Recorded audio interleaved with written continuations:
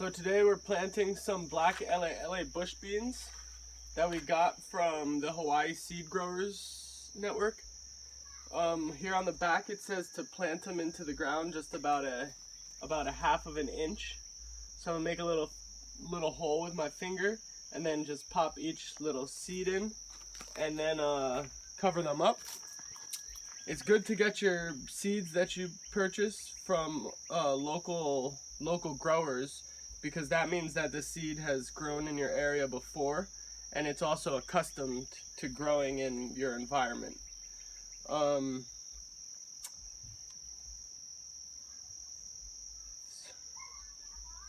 So it's good to grow beans, because when you grow beans you are growing your own protein, and you could take your beans and you could make a regular old pot of beans if you've got enough grown and harvested, or you could always just put them into some rice and peas, or just straight into the pot with your rice.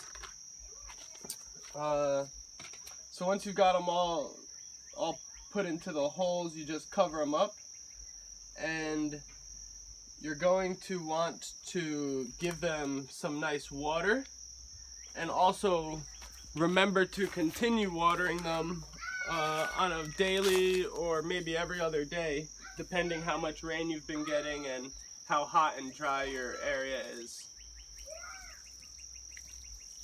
It's nice also to grow beans because they're nitrogen fixers, so when you plant them into your garden they add nitrogen and good nutrients into the soil.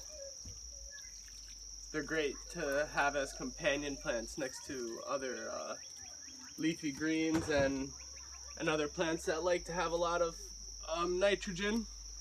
So once you got them potted up, we usually will just keep them right in this area in the back of our house, because over here we get a lot of nice morning sun, but not too much of the hot midday or afternoon sun.